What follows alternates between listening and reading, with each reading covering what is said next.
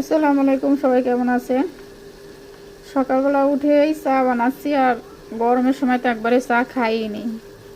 শীতের সময় আসছে, এখন তো প্রতিদিন চাই লাগবে, চা ছাড়া চলবেই না। আর দুধ চা তো খেতে পারি না, খুব গ্যাসের চাপ দেয়, রং চাই বেশিটা খাওয়া হয়। সকালবেলা চা বানিয়ে নাস্তা করে, নাস্তা বলতে মুড়ি আছে, টোস্ট আছে, তারপর আবার চাপটি বানিয়েছিলাম, ওইগুলো আছে। খেয়ে দিয়ে দেখে একটু বাজারও যেতে হবে।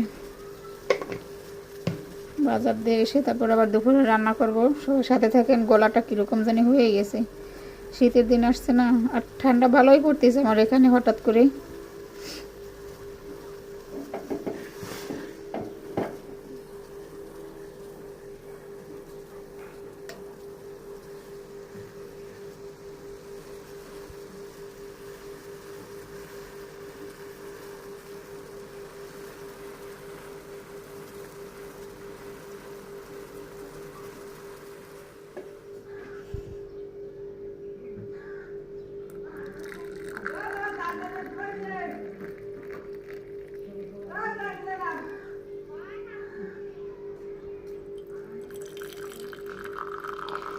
এই কাপটা ছাড়া ঝুমু খায় না, এটা হচ্ছে ঝুমুর কাপ। এই কাপের ভিতরে খায় সবসময়। বাজারে গেছিলাম, বাজার থেকে চলে আসলাম। কি কি নিয়ে আসছি একটু শেয়ার করি। ছোট ছোট কলা, ছোট কলা ঝুমু পছন্দ করে, সেই জন্য নিয়ে আসা। কারণ এক মুখে জানি শেষ হয়ে যায়, এরকম ও এরকম কলা পছন্দ করে, আর বেশি বড় কলা খেতে চায় না। যাই হোক, আর নিয়ে আসছি আলু, আদা। হচ্ছে আলু নিয়ে আসছি, আদা নিয়ে আসছি, লেবু 2টা। সব জিনিসের দাম, লেবু 2টা 5 টাকা করে।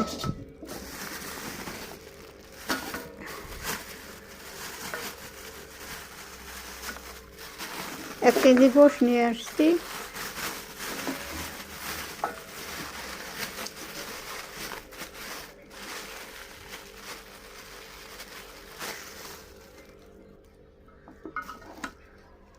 গরু গোশ 1 কেজি।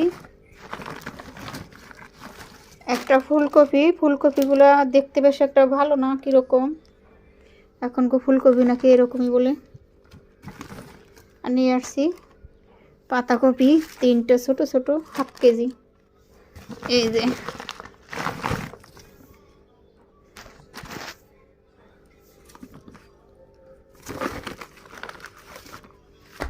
আর নিয়ে আসছে আমার বিড়ালের মাছ। বিড়ালের মাছ না আনলে নয়, ও তো মাছ ছাড়া কিছু খায় না। আর একবারে বাচ্চাগুলো দেওয়া হয়ে গেছে সবগুলো।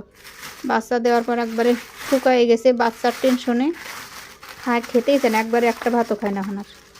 এই যে ওর জন্য 2 কেজি মাছ নিয়ে আসলাম। এই মাছগুলো অনেক পছন্দ ওর, খয়রা মাছগুলো বেশি খায়। যখন ওর মন খারাপ থাকে, কিছু খেতে চায় না, তখন এই মাছগুলো খায়। মানে এটা দিলে খায়, কিন্তু অন্য মাছ দিলে আর খাই না। সেদিন সিলভার কাপ মাছ নিয়ে আসছিলাম, এখনও ফ্রিজে আছে ওই মাছ। তারপর ওই যে কী হয়, বউ মাছ নাকি, সরি বউ মাছ না, ওটা হচ্ছে ভোলা মাছ। ভোলা মাছ আছে 2 কেজি নিয়ে আসছিলাম, তাও ফ্রিজে আছে, খায় না। তাই ওর জন্য আবার এইগুলো নিয়ে আসলাম, খয়রা মাছ। এই নিয়ে আসছে বাজার থেকে গোশ, ফুলকপি, পাতাকপি, আলু, এগুলো নিয়ে আসছে। যাই হোক, এখন কাটাকুটি করে রান্না করতে চলে যাব। সবাই সাথে থাকেন, দেখতে থাকেন।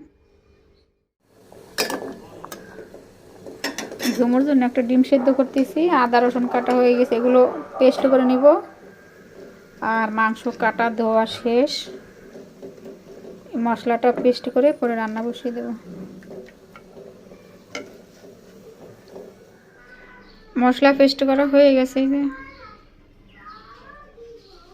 পাটায় বাটলে তো অনেক সময় লাগতো, ব্লেন্ডার পেস্ট করে নিচ্ছি, অল্প সময়ের মধ্যে শেষ। এখন রান্না করতে চলে তো বন্ধুরা, রান্না করতে চলে আসলাম। গোশ দিয়েছি, এর ভিতর পেঁয়াজও দিয়ে দিয়েছি। আর এখানে আছে গরম মশলা, দারচিনি, এলাচ, লং, কয়েকটা আছে গোলমরিচ দিয়ে দিলাম।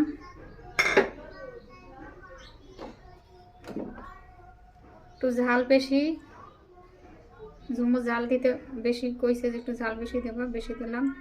1 চামচ ধনের গুঁড়ো, হলুদ, লবণ,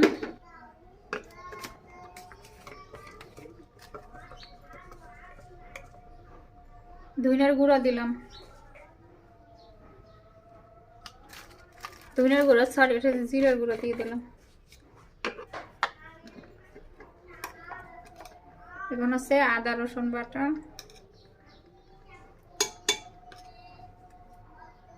হয়ে গেল সব দেওয়া দেব তেল,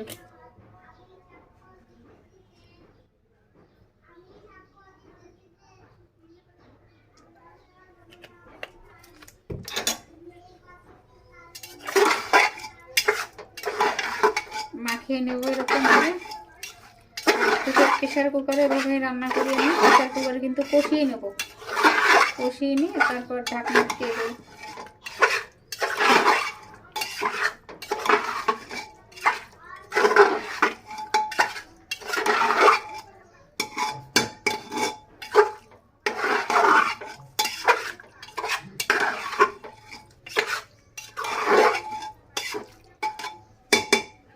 মাখানো হয়ে গেছে, হাত দিয়ে মাখাতে পারে, আমি হাত দিয়ে না চামচ দিয়ে মাখিয়ে নিলাম। এখন চুলাটা ধরিয়ে দেব।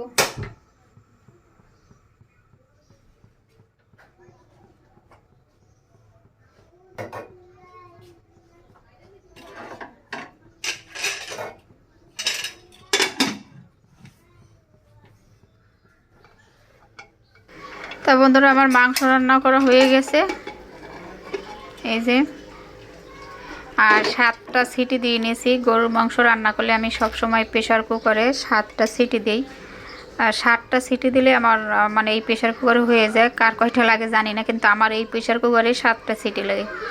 আর আলুগুলো দেখতেই পাচ্ছেন যে একেবারে আস্তে আস্তে আছে, গলে নাই। প্রেশার কুকারে কিন্তু রান্না করলে অনেক স্বাদও লাগে। অনেকে মনে করে যে প্রেশার কুকারে রান্না করলে স্বাদ কমে যায়, আসলে ঠিক না, স্বাদটা অনেক ভালো হয়। আর হচ্ছে মাংসগুলো একেবারে তুলতুলে হয়ে যায়, সেদ্ধ হয়ে যায় অনেক সুন্দর। যাই হোক এখন ঢেলে নিচ্ছি বাটির ভিতরে। সাথে থাকেন, দেখতে থাকেন। যারা এই পর্যন্ত আছেন এখনও লাইক না দিলে মনে করে দিলাম একটা লাইক দিয়ে দিন।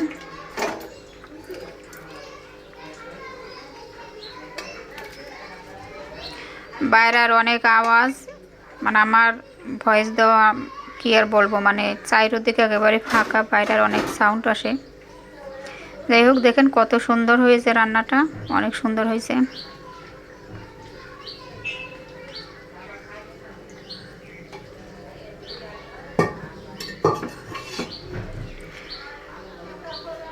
অনেক সুন্দর হয়েছে আর অনেক মজা হয়েছিল। যাই হোক এভাবে করে যারা প্রেশার কুকারে রান্না করেন না যে মাংসের স্বাদ কমে যায়, তারা কিন্তু রান্না করতে পারেন। তা বন্ধুরা দেখি এখন গোসল টোসল করে আবার খাবো। খাওয়ার পরে যে বিকালবেলা ফিরে আসলাম পিঠা ভাজতে, সিরিজ পিঠা। এগুলো মাহফুজ বাড়ি থেকে নিয়ে আসছিল, আর বানাতে গেলে তো আমি বানাই না বহু বছর। মাহফুজ বাড়ি থেকে নিয়ে আসছে, ওদের বাড়িতে বানাইছে, সেখান থেকে নিয়ে আসছিল। এখন ভেজে দিচ্ছি, ঝুমুকেও খাবে। এই পিঠেগুলো কিন্তু অনেক চলতো আগে আমাদের গ্রামে, এখনও চলে মোটামুটি, আগের মতন না। তবে আগে নতুন আত্মীয় মেহমান আসলে এই পিঠাটা বানাতো, একেবারে নতুন মেহমান বাসায় আসলে এই পিঠা বানিয়ে সামনে দিত। যাই হোক আজকে এই ভিডিওটি এ পর্যন্ত। সবাই ভালো থাকেন, সুস্থ থাকেন, আবার আসবো। আল্লাহ হাফেজ।